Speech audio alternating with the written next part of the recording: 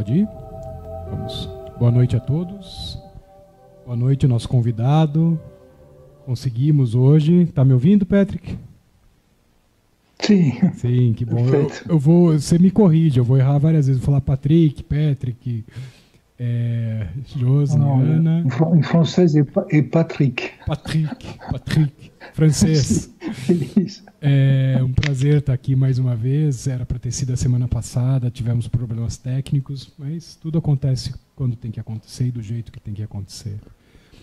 Um prazer estar aqui com a professora Josne, biomédica, professora universitária, com formação em acupuntura na China, medicina tradicional chinesa também, representando a academia, né, os estudos científicos, tanto laboratoriais quanto clínicos.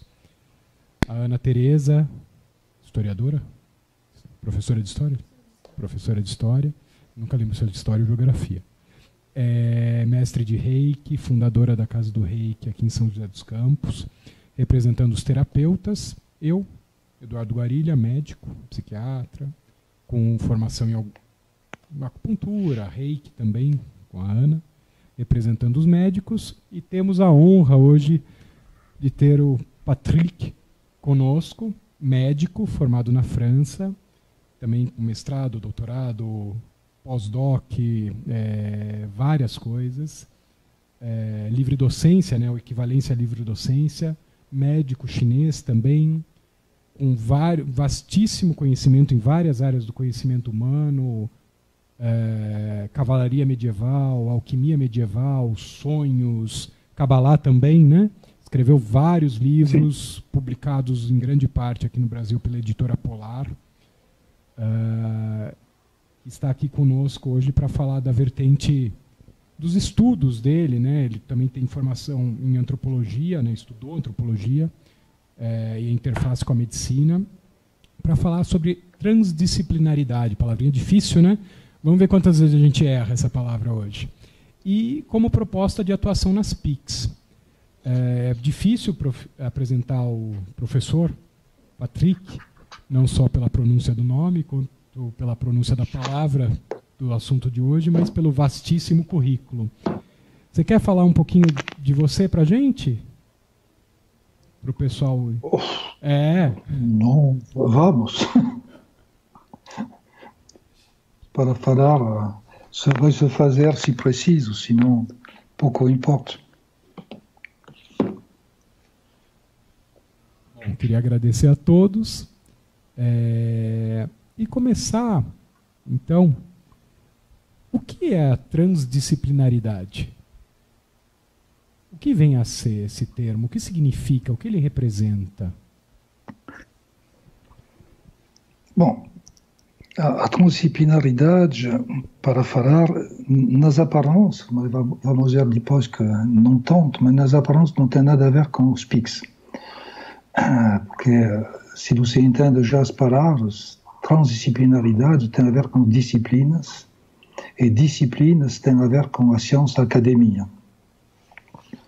Então, nas aparências, tudo que é PICs, religião, a espiritualidade, e tudo que questiona uma dimensão mais experiencial, mais social, espiritual da pessoa, ele é excluído da questão das disciplinas. Então, como sempre, eu gosto se eu entendo bem, da Ana Tereza historiadora.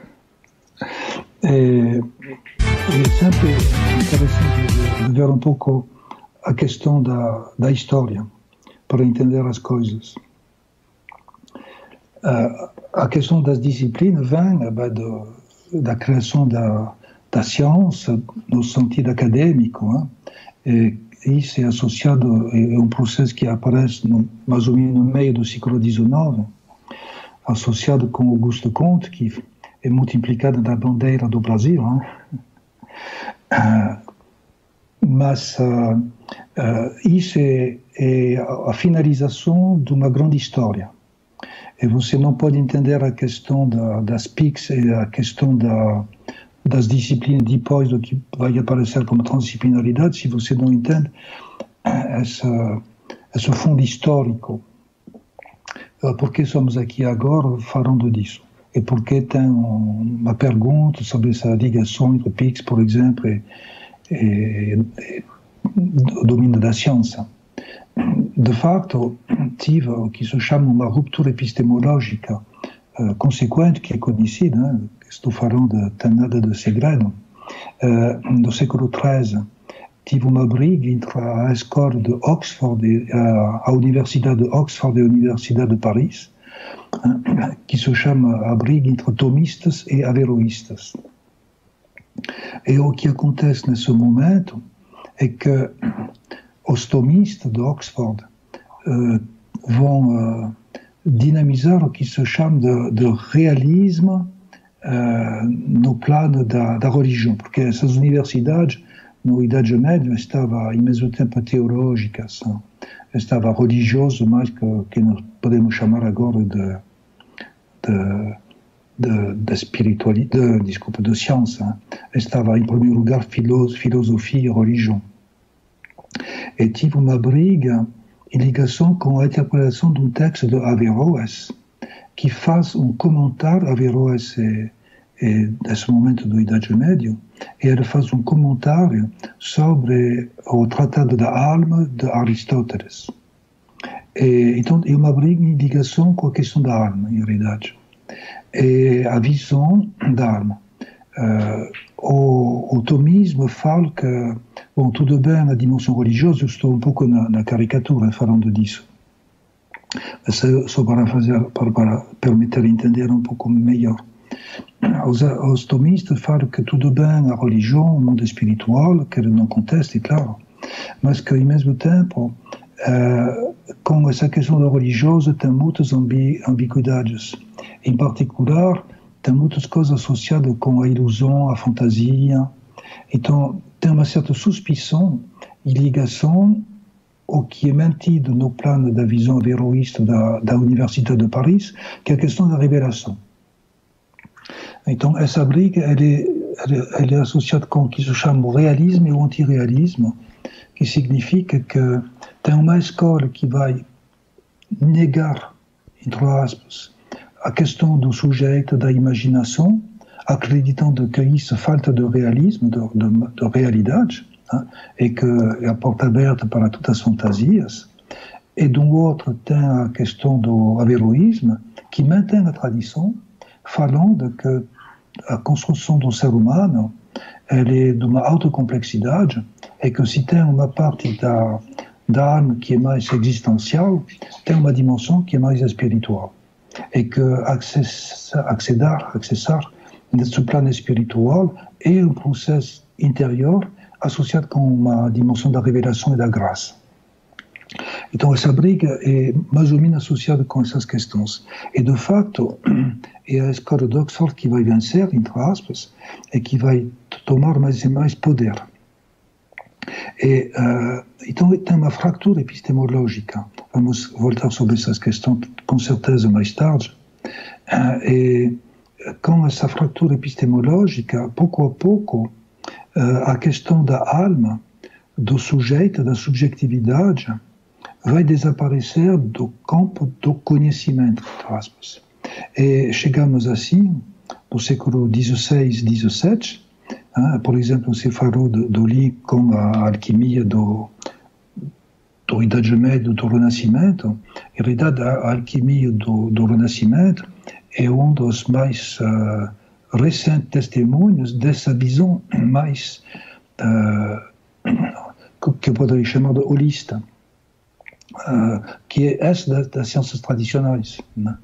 A medicina chinesa, por exemplo, a Cabala, você falou disso, o yoga tântrico, todos os conhecimentos tradicionais são associados com uma epistemologia holista, que precisa, claro, como sempre, uma definição, mas é um pouco isso. E pouco a pouco, o holismo, para estar de novo uma alta simplificação, e corpo, alma e espírito. O espírito ele é fora da criação, o espírito ele é sobre as águas, por exemplo, no texto da Gênese bíblica. E o que faz a mediação entre o mundo do corpo e o mundo do espírito, por exemplo, o Platão, o mundo das ideias e o mundo sensível. O mundo sensível ele é associado com a impermanência, com a Maya,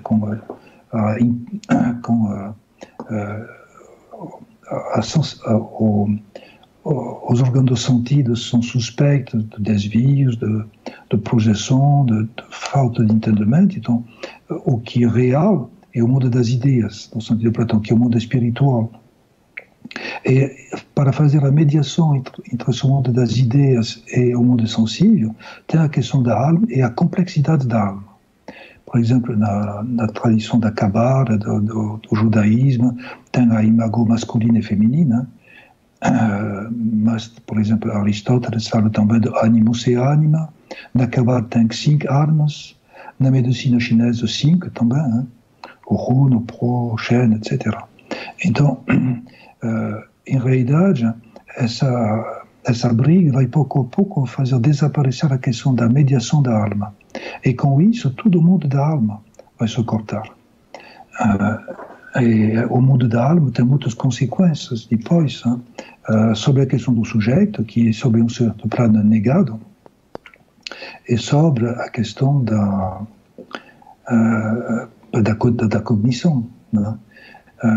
Porque nesse momento, pouco a pouco, vai ter uma suspeição associada com o mundo da alma e do espírito mesmo. Então, pouco a pouco, você vai ver aparecer o dualismo do Descartes, onde lá tem um dualismo nas aparências, tem res cognitans e res extensa, que são mais ou menos, de novo, na caricatura corpo e espírito, mas já, com Descartes, o espírito, ele é cogito ergo sum. Então, eu penso, então eu sou. Que significa que já o espírito, ele não é fora da criação, ele não é divino. É o espírito que é mais associado com o que se chama uma pessoa que é espirituosa, que tem um pensamento legal. Então você veja pouco a pouco um reducionismo aparecer. E para estar mais rápido, tem o terceiro reducionismo que vai aparecer no século XIX com o monismo materialismo de Auguste Comte, que vai criar de facto a ciência moderne. E lá, ce monismo materialismo é um reducionismo absoluto no sentido a única realidade é material, é corporal. Então, o espírito é uma atividade do cérebro, da cabeça, dos neurônios, dos neuromediadores, etc., que é a visão moderna. Então, a questão da ciência, ela não pode se excluir desse processo de rupturas epistemológicas. E, no inverso, a questão dos PICs não pode também eliminar essa questão das rupturas epistemológicas, porque senão você vai na direção errada. Então, o que são as disciplinas é que temos uma eliminação do sujeito e da subjetividade, isso se sabe, o que é valorizado na ciência é a objetividade, e qualquer subjetividade que seja é suspecta. E, por exemplo, é por isso que tem a diferença nas categorias entre ciências duras, que são matemáticas, e ciências fracas, que são ciências humanas. Porque lá, bom, é complicado, ciências humanas, de eliminar a subjetividade. Você vê isso no plano mesmo da medicina. A medicina agora, tudo o que importa é a tecnologia, são as análises, os resultados da análise. A realidade do sujeito importa menos e menos. O sujeito não é uma preocupação essencial da medicina atual, moderna. Não estava tanto isto na geração que estava mais humanista na medicina, mas agora você veja o reducionismo. Então é um pouco isso a questão. Então, voltando agora sobre a sua pergunta, quando você tem esse reducionismo metodológico, que se chama ciência moderna, esse reducionismo é muito eficiente, mais que evidente. Mas é um reducionismo metodológico. Mas, ao mesmo tempo, o que vai acontecer é que desde o início do século XX é que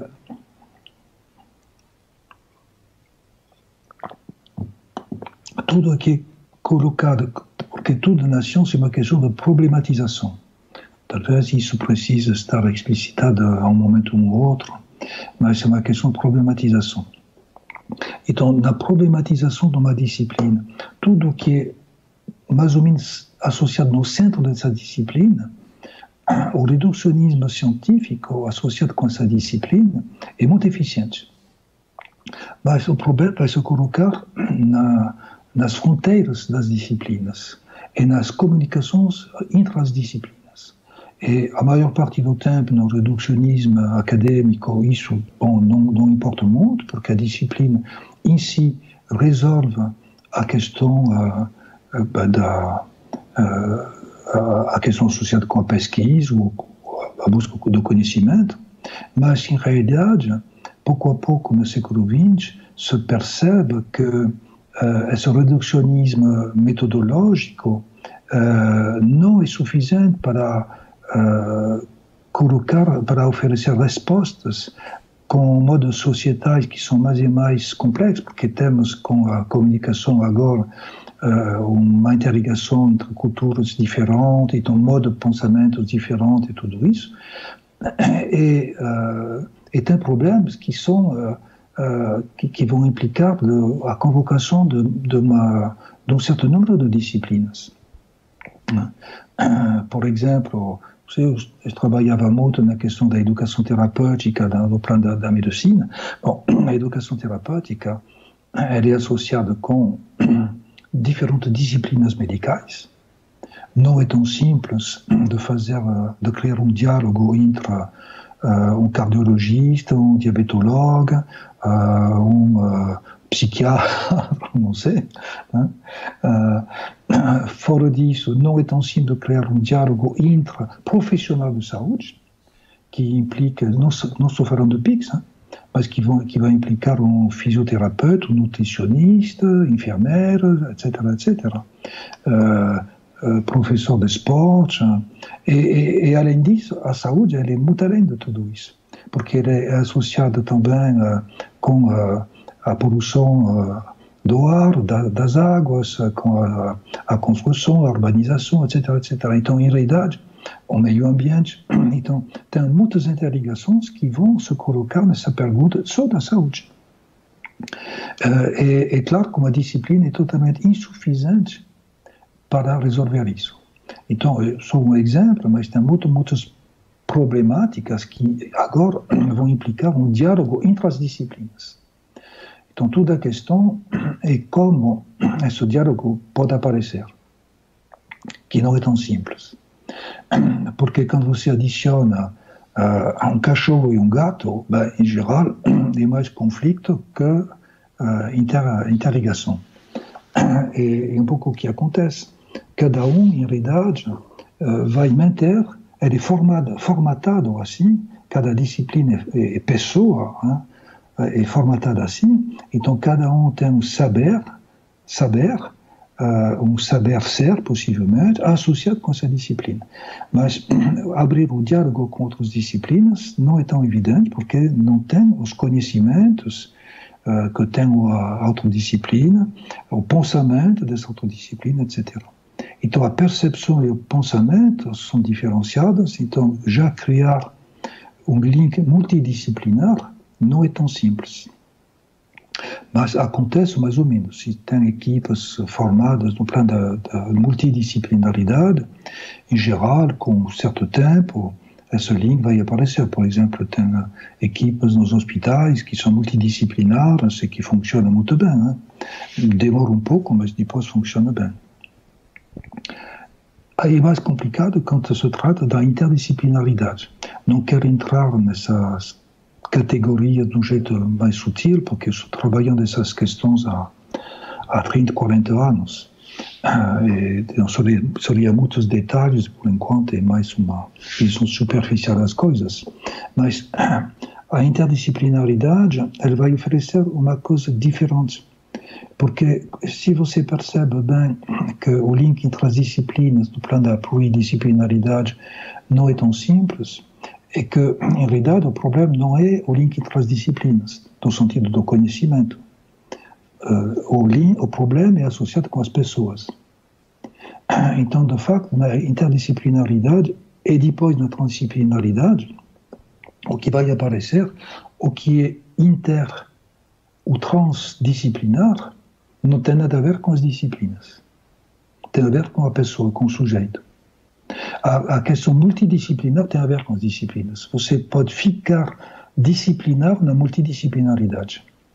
Mas quando você começa a integrar a inter e a transdisciplinaridade, você necessariamente vai integrar o que é intra, ou intra através e além, a definição de trans, das disciplinas, que é a pessoa humana. Então, em realidade, para estar muito simples de novo, a interdisciplinaridade ela é associada com uma visão simples do sujeito. Em geral, o sujeito ele é o sujeito existencial, mas a transdisciplinaridade ela abre com intra, que é a mesma coisa que inter, mas através e além, na questão de níveis de realidade. E os níveis de realidade vão abrir a complexidade do ser humano nesse link entre o consciente e o inconsciente, nesse link entre o mundo existencial e o mundo espiritual, etc.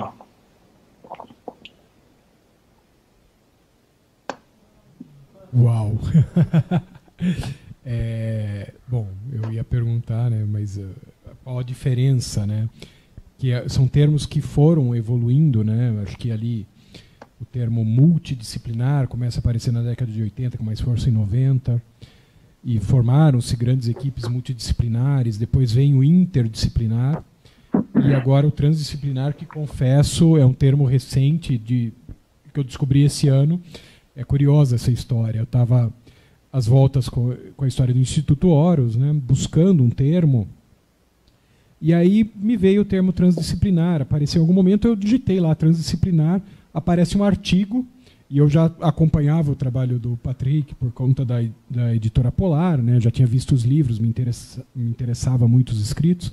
Quem era o autor de um artigo, né, falando de transdisciplinaridade na saúde, não vou lembrar o termo, né, era ele. Eu falei, bom, aí agora eu tenho que chamar ele para fazer uma live, não tem mais jeito, eu não tenho mais escapatória.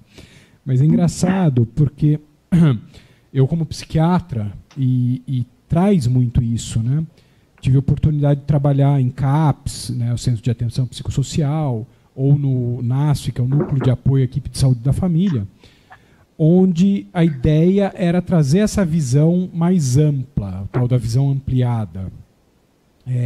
E o que se tinha muitas vezes era pegar, né, vou falar de CAPS, que é mais fácil. Você pega o psicólogo, o terapeuta ocupacional, o psiquiatra, o enfermeiro, que trabalha cada um em um lugar diferente e coloca tudo na mesma casa. E tem-se a ilusão que eles estão trabalhando em equipe. Na verdade, não. O ponto todo é esse, as relações, as pessoas. Né? Quer dizer, transformar uma equipe multidisciplinar numa equipe interdisciplinar já é um desafio brutal, que você deve ter muito mais experiência que eu, porque você está nessa jornada há bastante tempo, estuda muito mais que eu, vivi na prática. Né? Agora, trazer essa dimensão do transdisciplinar, que eu entendo que são estágios evolutivos, né? Como eu brinco, a medicina alternativa, a medicina complementar e as práticas integrativas. É uma evolução do conceito, do entendimento. E aí, né, vem o porquê, e o porquê é bem mais amplo, e agora eu vejo, né, as questões das PICs, né, das práticas integrativas, numa conversa que nós tivemos, né, as PICs são algo tão heterogêneo quanto uma técnica isolada, vou citar o Reiki, nada contra, ou sistemas completos, como a medicina tradicional chinesa. Tem o Ayurveda também, tem a antroposofia, tem outras técnicas isoladas. Inclusive, algumas delas fazem parte de sistemas completos. Quer dizer, algo muito complexo. Dentro dessas 29 áreas de conhecimento, algumas técnicas e outras completas, ainda tem os profissionais, o diálogo daquelas técnicas dentro de um profissional. Eu posso citar o meu exemplo, a psicoterapia, a psiquiatria, o yoga, a meditação, o reiki, fitoterapia, acupuntura, né, algumas coisas que eu andei estudando por aí. Quer dizer, depois de 20 anos de jornada, eu consegui encontrar um caminho que eu integro isso dentro de mim e na minha prática. Agora, como integrar isso, né, as técnicas, os profissionais e ainda no cuidado de uma pessoa que está buscando ajuda? Né? Como que funciona isso, a complexidade disso? quer dizer, trazer essa discussão à tona, com um olhar mais aprofundado, como você gosta, através da história, do desenvolvimento dos termos, da epistemologia, joga a luz para entender que o que a gente está se propondo a fazer é uma volta para casa, né? O tal da integração, que é bem mais complexo. Estou divagando aqui, queria ouvir as meninas. Josne está aí, levantou a mãozinha já. Fala. Porque esse conceito, até a gente discutiu anteriormente em outras lives, essa parte de integrativa ficou união de técnicas, e elas também não se conversam entre si, né? Não tem um sistema único, e a gente vê o quão importante é isso. Né? Por exemplo, às vezes você vai estar na concepção tratando o indivíduo, ele vai precisar somente de uma técnica como o Reiki. Ele vai estar ali dentro daquela... E você não precisa colocar um arsenal de outras técnicas à disposição. O Reiki vai ser o suficiente. Então, ter essa visão, ao mesmo tempo, sem ser reducionista, mas ser objetivo, olhando o ser, né, que é esse o foco, olhando esse ser, esse vivente, né, como a gente até falou em outras lives, esse vivente, com todo o seu aspecto, né, de ser humano, espiritual, todas as suas áreas, entender exatamente o que está ocorrendo. Então, eu vejo que o quão importante entender esses conceitos, mas hoje fundamental, além de entender, já colocar isso como se fosse o prato do beabá dos profissionais da PIX, de entendimento, de conversa entre si. Então, eu gostaria, como a gente pode, nesse desafio, né, a gente já tem essa união, já tem esse movimento, mas o que a gente está ainda, na sua visão deficiente, que a gente pode fazer para chegar a essa transdisciplinaridade mais efetiva e ter essa conversa que vai realmente trazer mais benefícios para aquele vivente? Você me pergunta? É preciso sair da brincadeira, desculpa, porque não é um julgamento de valor, e da confusão. Eu estou nessa vida, não sei se vocês falaram disso ou não, mas eu trabalho muito os sonhos, e o inconsciente. Eu fui professor de medicina chinesa na Universidade de Paris 13, e eu praticava a acupuntura também, como vocês. Eu fui homeopata. Eu fui porque agora estou aposentado, estou morando no Brasil, fitoterapeuta, e com certeza muitas outras coisas que eu estou esquecendo.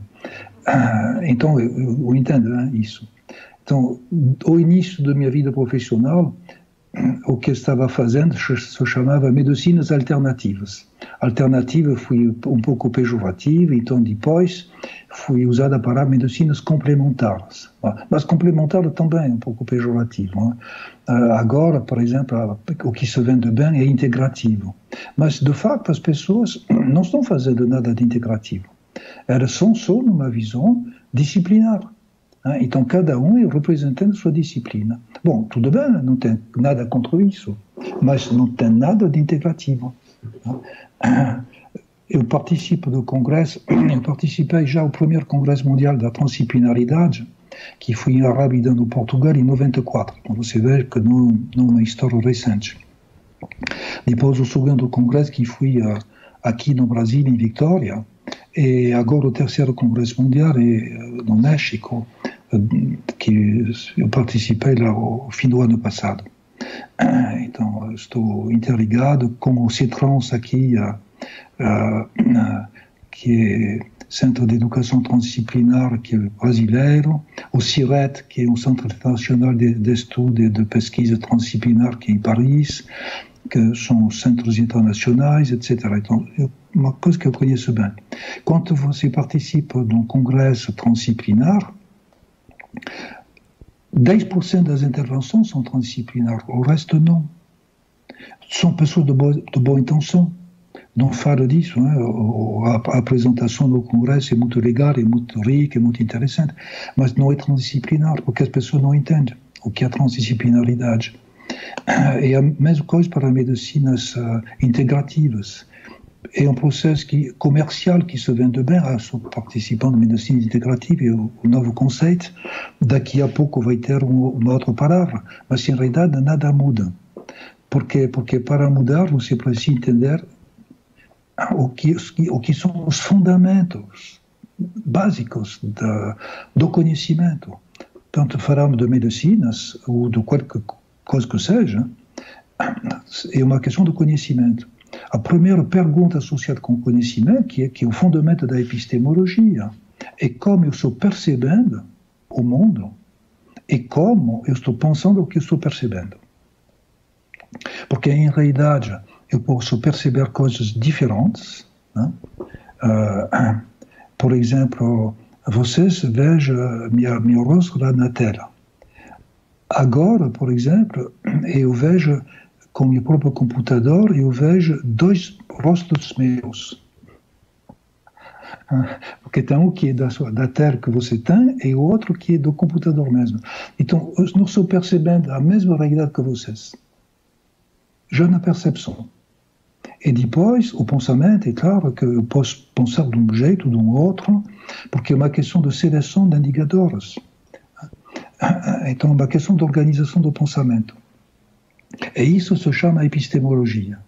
Então, se não tem uma boa formação epistemológica, se as pessoas não estão sabendo sobre qual epistemologia ou a disciplina que eles estão usando, que se chama disciplina ou PIX ou qualquer coisa, vai se construir, já é complicado de criar depois as interrelações. Né? E depois, como eu estou pensando no sentido do sujeito. Né?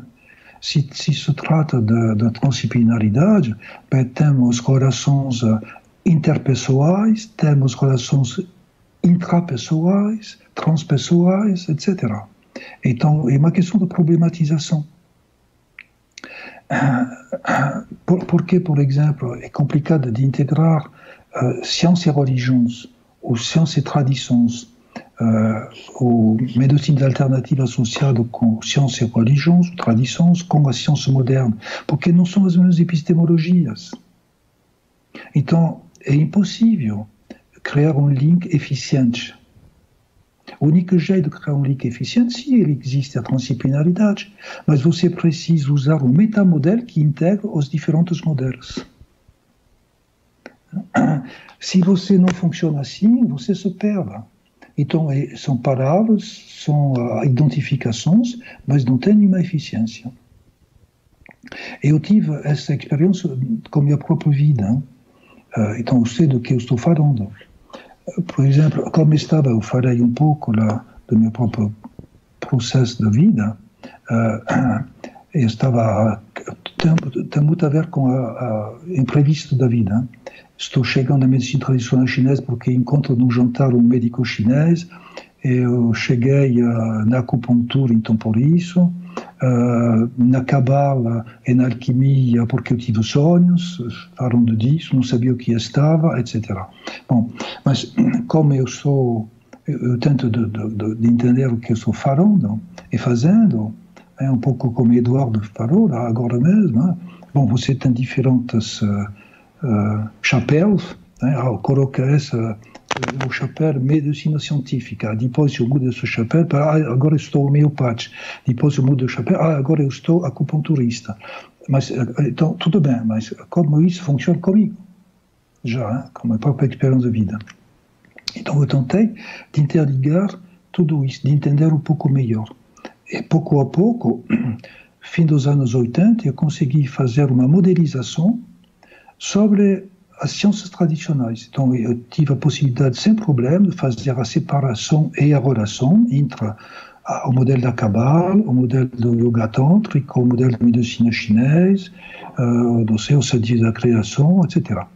Mas não consegui fazer entrar nessa racionalidade a homeopatia, nem a medicina acadêmica, a medicina científica. E de novo, a vida é bem feita. E encontrei, fazendo palestras aqui no Brasil, uma pessoa que me orientou, em 90, na direção da transdisciplinaridade.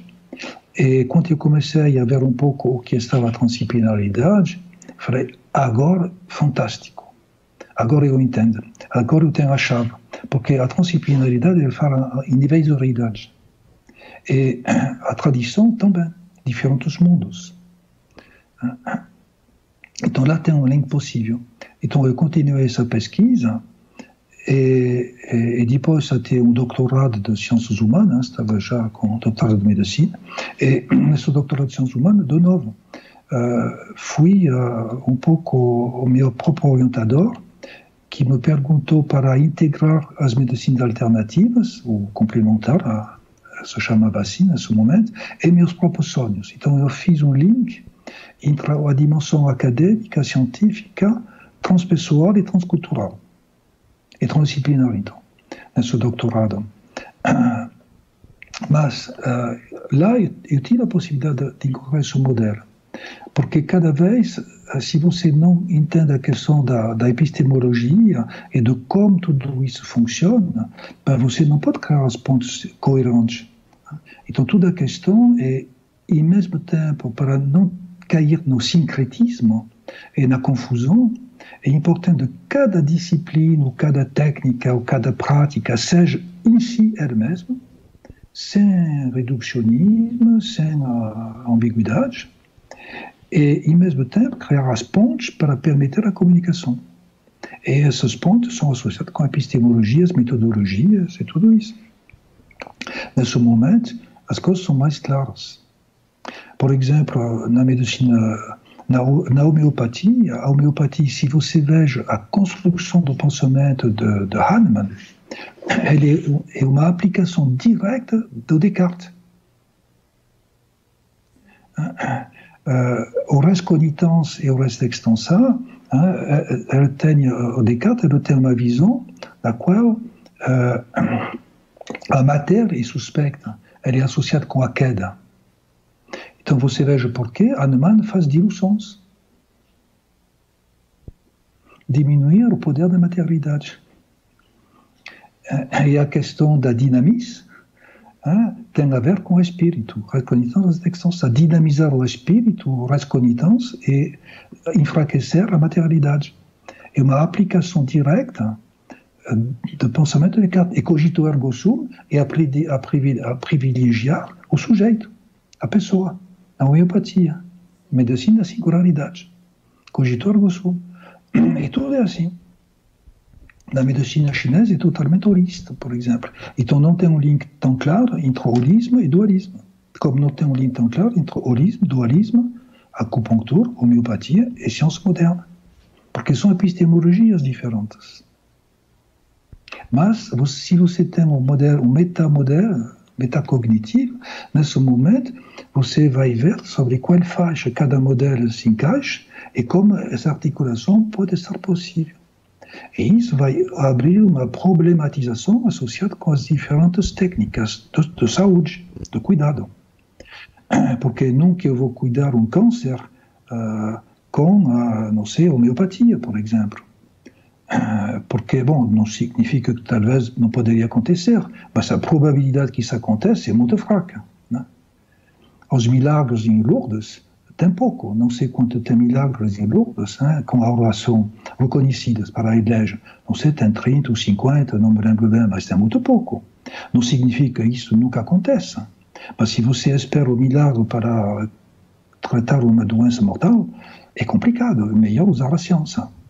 Não inversa a ciência tem muitos limites, cada vez que a questão do sujeito, da espiritualidade, que tem a ver com a saúde também, é implicada. Então, tudo isso oferece uma problematização e uma certa clareza na sua proporção terapêutica. Senão, são confusões, são crenças. E essas crenças, Platão fala do doxa. O doxa é a identificação com a materialidade, com o mundo físico, com o mundo da ilusão. É um pouco perigoso, acho. Uau, excelente. Ana, sobrou... Ana?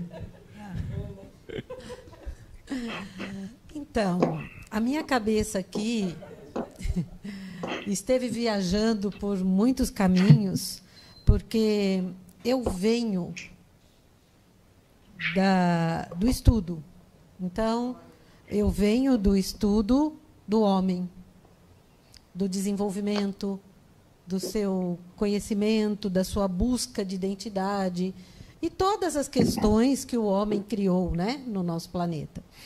E de todas as tentativas de solucionar questões que continuam pulsando no coração de todos os humanos em todos os tempos. E aí, olhando para tudo isso, eu vejo assim, que quando eu saí deste meio onde a razão era o carro-chefe, depois de uma vida de colocar tudo que era científico à frente das coisas, porque o nosso momento esteve, e nós estamos falando de 20 e tantos anos atrás, o momento era que tudo que era legal ou que era legítimo, né, tudo que era aceitável, tinha que ter uma fundamentação científica. Então, a ciência moderna assumiu o papel de trazer a verdade. E aí a gente vai olhar ao longo desse tempo, eu que venho de uma paixão pela antropologia, por todo o conhecimento, e a gente vem lá na Faculdade de História, o grande mistério do Egito Antigo, das histórias místicas. E a gente vê que a busca de entender a alma, até a diferença básica, existe diferença entre alma e espírito, não é? Todas essas questões na humanidade foram sempre questões que estavam lá e que as pessoas, de uma certa forma, escondiam, porque qualquer manifestação nesse sentido era trazer uma conversa religiosa. E a religião andou por muito tempo fora de moda, porque não combinava com a ciência moderna. E eu, quando saí desse universo e fui para um estudo mais da realidade da cura energética, que já é uma heresia falar a palavra cura, porque cura é prerrogativa médica, a palavra, né? Então, quando a gente via as técnicas, as disciplinas energéticas, ninguém pensava no que veio calçar isto. Parecia tudo muito mágico. Então, há 20 anos atrás, era você fazer uma coisa somente esotérica, sem qualquer base científica, sem comprovação, e, além de tudo, um atestado de que você não está batendo muito bem da cabeça, né? Então, vai para o psiquiatra. Vai para o psiquiatra, porque você está ligando para coisas que não têm fundamentação. E aí não tem comprovação e, além de tudo, não tem certificação, não tem validade no mercado de trabalho, não tem qualquer fundamento. Mas aí a gente vai para onde tudo começou, quando a alma era o ponto central. E aí a gente vai estudar as tradições.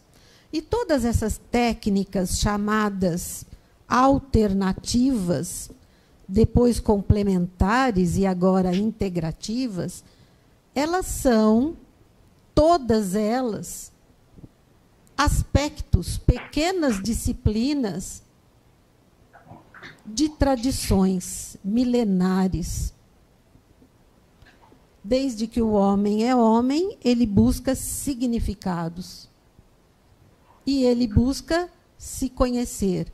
Então, autoconhecimento, que virou uma coisa tão lugar vazio, comum, ou até máquina de gerar voltas sem fim à questão central, né?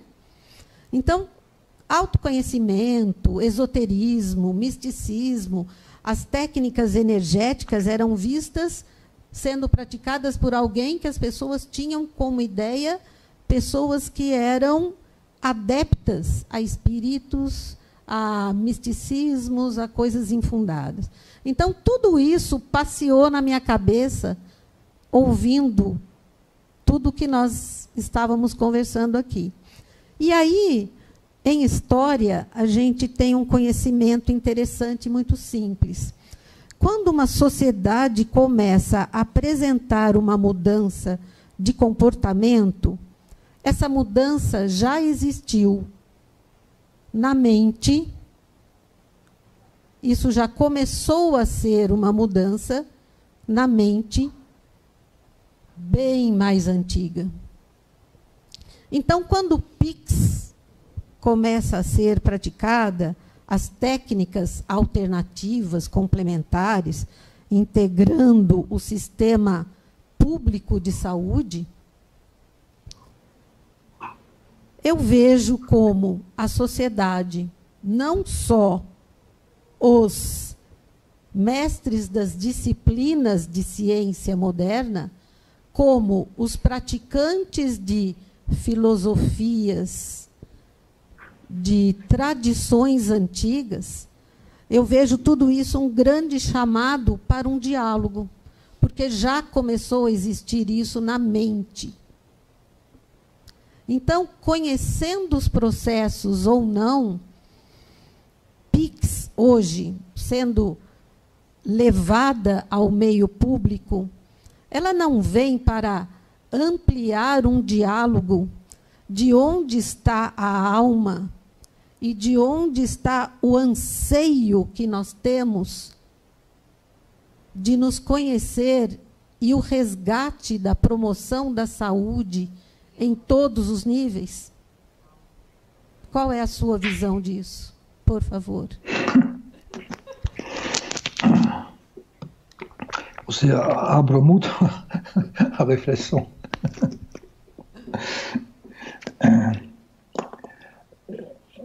Na dimensão histórica, não sou historiador, mas todas as tradições que conheço falam desse processo que a tradição da Índia chama de Kali Yuga, ou Idade do Ferro, por exemplo, a tradição da Grécia, etc. Somos num processo onde nós vamos mais e mais na direção da separação, em ligação com essa dimensão espiritual e divina. Eu tenho a certeza que nossos antepassados estavam muito mais percebendo, porque mais abertos, nessas dimensões interiores que nós somos agora. Somos muito mais fechados, temos velas muito mais escuras para esse link entre o espiritual e o existencial, que se chama queda, de fato, na tradição judeu-cristã. Então, somos nesse processo de separação mais e mais fortes. E estamos muito condicionados nisso, mesmo sem perceber. Por exemplo, eu estou trabalhando muito com sonhos. Se qualquer psicólogo que seja, psiquiatra talvez que seja, se eu tenho um sonho, vou chegar com o meu terapeuta e falar: hoje eu sonhei do meu pai, ou da minha esposa, ou dos meus filhos, não sei. A primeira pergunta da pessoa será: então, qual é o problema que você tem com seu pai? Ou com sua esposa, ou com seus filhos, seu trabalho, não sei. Então, você sonha, o que é um sonho? É o intermundo. Mas a interpretação é diretamente colocada no plano exterior, na vida exterior. Porque é essa questão do paradigma. Somos totalmente impregnados no paradigma.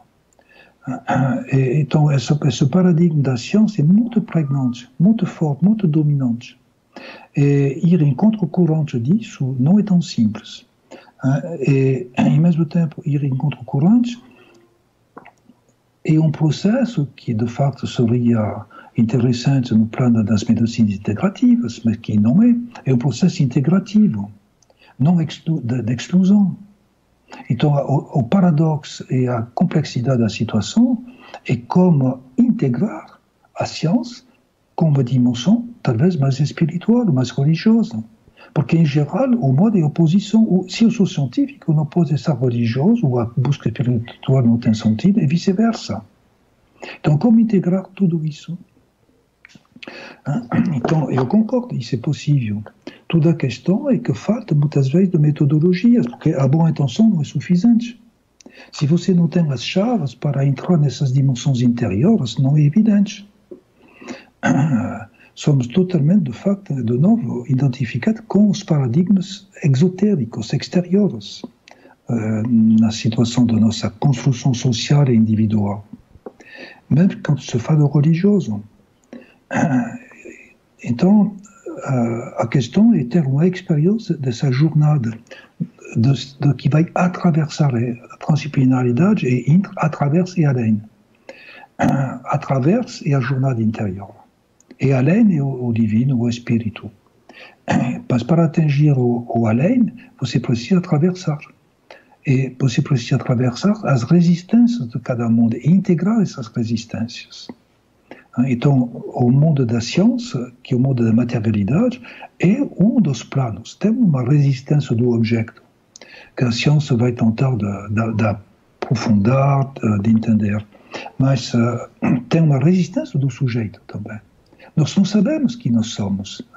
Se eu pergunto às pessoas, você vai falar, eu sou uma mulher, eu me chamo X ou Y, eu sou médico, eu sou Reiki, são identificações. Você não fala de você.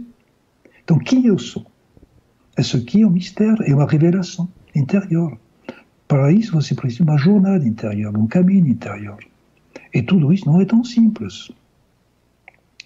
Então, eu concordo. Ao mesmo tempo, se você não entende qual é o processo, em geral, você vira na periferia sem entrar no centro desse processo integrativo.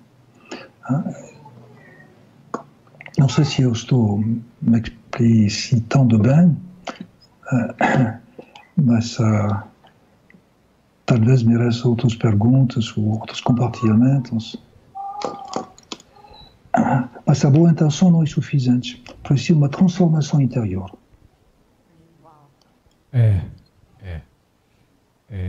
Com certeza o assunto é extenso e fascinante, pelo menos para nós que estamos aqui.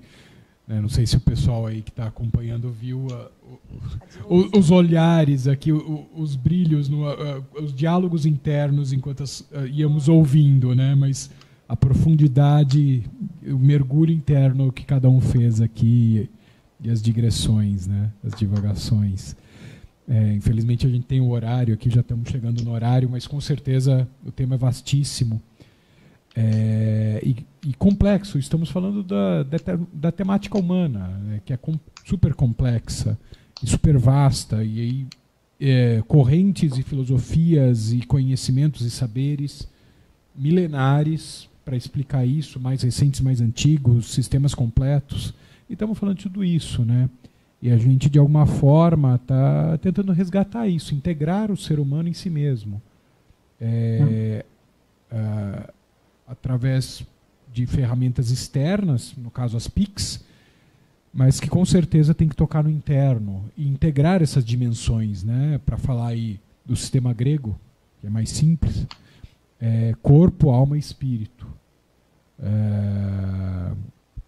Eu não tinha dimensão onde essa discussão ia chegar, mas foi profundo. Eu queria saber, né, aproveitar, a Josne vai falar, então já vou concluir aqui. Se alguém quer falar mais alguma coisa para a gente já ir fechando, né, Josne, Ana, eu só tenho a agradecer a todos o privilégio, a honra, como eu disse, venho acompanhando aí seu trabalho já há algum tempo, acho que desde o final do ano passado, né, querendo me aproximar, e então um privilégio, depois de um ano aí, estar aqui com você ao vivo. Então, eu queria saber se a Josne quer falar. Diga. Desculpa, antes de deixar a palavra para a Ana, a Teresa e a Josne, só detalhes, porque não faz nenhuma publicidade, mas eu escrevi um livro nas edições da USP, onde tem alguns elementos que não são PICs, mas eu estou um pouco falando disso, que se chama, eu tenho aqui, não sei qual é o sentido. E saúde aqui. Saúde e transdisciplinaridade. E nas edições da USP, tem, como foi a pergunta lá, ao início do Eduardo, que eu agradeço de novo da convite, lá, tem esse livro lá, que é que foi editado é um pesado, mas não é pessoal, é um livro coletivo, que tive o prêmio Jabuti em 2012 ou 2013, não me lembro bem, que se chama Interdisciplinaridade em Ciência, Tecnologia e Inovação. E nesse livro tem um capítulo inteiro que eu escrevi, que é essa lá, que se chama o capítulo 7, que são pensamento complexo e interdisciplinaridade, mas eu estou falando da transdisciplinaridade também. Abertura para a mudança de paradigma, onde eu estou fazendo a diferença entre pluri, inter e transdisciplinaridade, por exemplo. E tem um outro, o ano anterior, tive o mesmo, penso que é verde, lá, que tive o segundo prêmio Jabuti, onde eu escrevi um capítulo que é 4, que é a importância do sujeito e da subjetividade na epistemologia e na avaliação da interdisciplinaridade. Só para completar nossa discussão. Bom, tem outros livros em francês, meu doutorado, mas bom. E só para finalizar, então eu quero agradecer à TV Shalom São José dos Campos da convite ao Instituto Horus e claro a doutora Josna, a Ana Teresa e ao doutor Eduardo dessa convite e dessa troca. Então, um grande obrigado. Eu é que agradeço. Josne, Ana. Eu é que agradeço. Também temos uma lembrança, quando a gente teve a live com a doutora Eneida, ela nos lembrou, né, o Eduardo, parecia uma sincronia, né, que o Eduardo já vinha com esse tema e falou do seu nome. Realmente, o senhor é uma sumidade, a gente tem que, né, ter todos esses conceitos. Me fez ver que a gente está apenas numa gotinha de um oceano, aí para a gente, né, fazer esse trabalho, e nos deu um norte de onde começar, até com a literatura, até de aprofundarmos nesses conceitos, eu acho que é fundamentais para os trabalhos futuros, porque senão a gente vai ficar enxugando gelo aqui, outro ali, e não vai realmente fazer o movimento que a gente tem que fazer, que é realmente fazer isso valer a pena no sentido sujeito, trazer realmente para a alma, para o sujeito, para o vivente, transformação pessoal, né, mudanças de paradigma, todos esses conceitos, e a gente vê como a doença é a tentativa de caminhos para isso, né, nossos próprios desequilíbrios nos tentam insistentemente nos fazer, né, para todos nós, um esses convite, movimentos, a nossa integração com nós mesmos. Exatamente, né? Então, enquanto não houver essa integração com o ser, com ele mesmo, ele saber quem ele é, de onde ele está, para onde ele vai chegar, realmente, e aí a gente pode, entendendo toda essa racionalidade, esse conceito, colocar movimentos, tanto terapêuticos, de formação, realmente válidos, né? num outro patamar que realmente agora a gente consegue ter abertura para isso. Então, vai ser o primeiro, acho que, de outros, né, que a gente vai trazê-lo aqui, doutor, pela profundidade, pela sua extensa conhecimento. Agradeço pelas indicações da literatura. Vou no seu site e na livraria indicada comprar, porque vai ser agora que a gente está de férias, a gente vai ter um tempinho. E muito obrigada mesmo, Ana. Gente, não tem mais nada para dizer, né, gente? A não ser que é um prazer muito grande, uma alegria muito grande poder participar de encontros como este. Porque são nesses encontros que a nossa mente vai organizando para que o nosso coração desfrute o que é o maior bem desse momento que estamos vivendo, que é poder se expressar, conhecer, dialogar, porque é assim que nós vamos fazer a diferença, convidando todas as pessoas para conhecer fontes, conhecer estudos, conhecer onde buscar mais compreensão trazer isso em vida, na própria vivência, na descoberta daquilo que é o que nós todos buscamos. Saúde integral, agora, porque a saúde é um estado de ser que se conquista minuto a minuto. E nós tivemos hoje uma grande oportunidade de colocar mais um ponto, dar mais um passo nesse nosso caminho. Muito obrigado por ter aceitado estar conosco hoje. Muito obrigada a vocês nesse projeto. Obrigado a todos. Patrick, alguma coisa para encerrar? Uma mensagem final? Nada. Depois da palavra da Ana Teresa, ela usou de palavras-chave como coração, ser humano, sujeito, espiritualidade.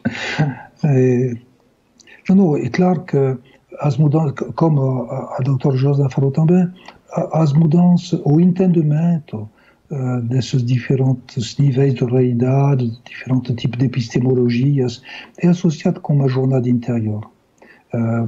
Porque não é suficiente, desculpe, eu talvez fui um pouco duro com essa visão bem cortada no sentido de minhas palavras, mas eu vejo tantas ilusões e tantas ambiguidades que são uma grande esterilidade, de fato, e uma perda de tempo e de energia enorme.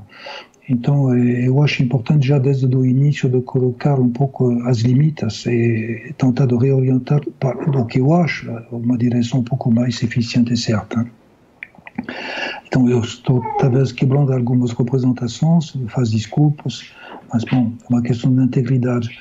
Mas, voltando sobre a palavra da doutora Josna, as mudanças paradigmáticas, as mudanças epistemológicas são associadas com a própria jornada interior. Você não pode pensar a não-dualidade se você não transforma sua própria mente. Porque a construção mesmo é a dualidade. Então, se não tem essa jornada interior, você não vai entender e perceber o que são essas práticas, por exemplo, da não-dualidade, ou da unidade, ou do monismo, etc. Então, só a jornada, a caminhada interior vai pouco a pouco oferecer outras visões, outras percepções, outros entendimentos, uma outra racionalidade. E tudo isso é muito racional. Qualquer terapia, qualquer pix que seja, tem uma alta racionalidade. Ela não é necessariamente a mesma que a ciência, mas tem uma outra racionalidade. Mas para entender essas racionalidades, você precisa de uma jornada. Um processo de transformação. Se não tem transformação, não tem comunicação, não tem entendimento. Sem mais. Obrigado. Obrigada, muito obrigada. Um abraço aí, Feliz Natal, boas festas. Sim, Feliz Natal também para vocês e para todas as pessoas que estão ouvindo. Boa noite a todos. Boa noite, boas festas a todos, Feliz Natal. Nós nos encontramos, Eduardo, depois em fevereiro, né? Acredito que em fevereiro. Mas aguardem as notícias que virão pelas mídias. Boa noite a todos. Tchau, tchau. Tchau, tchau.